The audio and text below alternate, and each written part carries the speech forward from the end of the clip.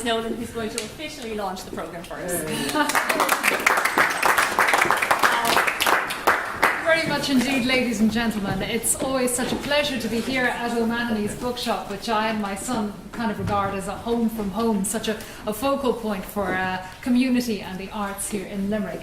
And such an exciting event too, the launch of the 35th Limerick Literary Festival, an ongoing testament to the author Kate O'Brien, and indeed a platform for contemporary Irish writers, and has gone on to attract outstanding literary authors as well from other parts of the world.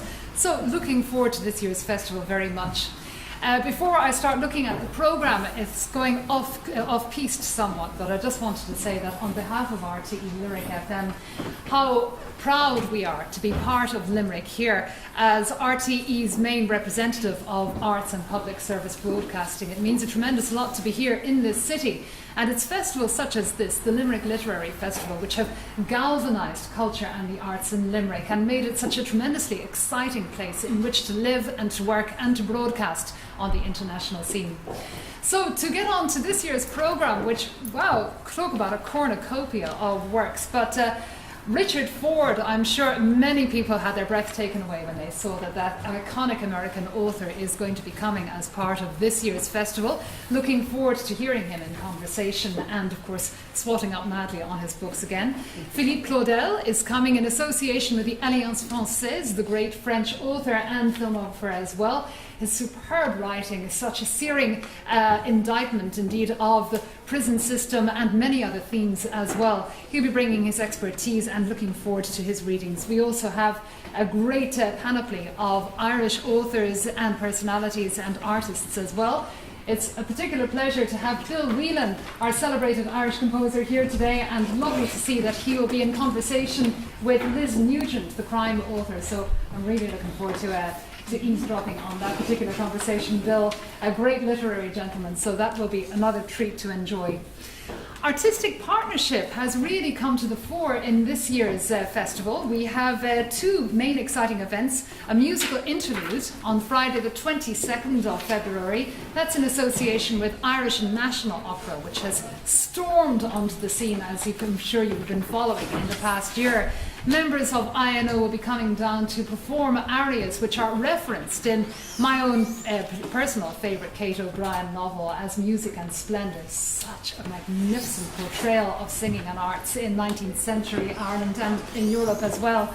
That's going to be very special, some of Ireland's great vocal talents coming.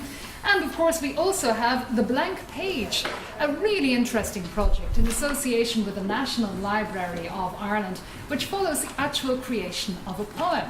For me, as an amateur poetry reader, I'd be fascinated to see the process of creation evinced in such a way. So that will be a terrific opportunity. So many other highlights as well, but I want to point out The Morning After the Life Before by Anne Blake, a drama at Nolan's Warehouse at 7:30 on Saturday the 23rd. I've been told by those in the know this is one not to be missed. And indeed plenty of others which you can follow on your sheet, which gives a detail of the schedule. It's the 5th year of the Kate O'Brien Award. What a fantastic idea this prize is. It's given for debut writing by a female Irish author, a tremendous platform for emerging talent in Ireland. And this year's finalists, as you can see, include Sue Rainford, Dervla McTiernan, Rebecca O'Connor and Caroline O'Donoghue, whose books are beautifully displayed here. And of course it's with tremendous sadness that we bid farewell to the other finalist for this year's Kate O'Brien Award, a magnificent Eileen Battersby, literary critic of the Irish Times. And I'm sure, like myself, you were shocked at the news of her untimely death before Christmas. And indeed, for so many years, Eileen has been a great friend to the Limerick Literary Festival, always covering it, having spoken at it before. We were looking forward to Eileen speaking at the festival this year.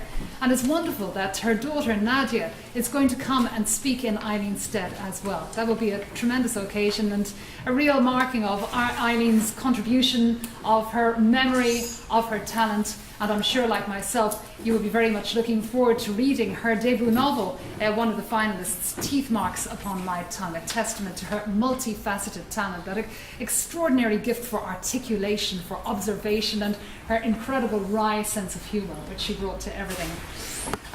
For now, I guess I recommend we all get our diaries in order, planning around the various events at this year's Limerick Literary Festival.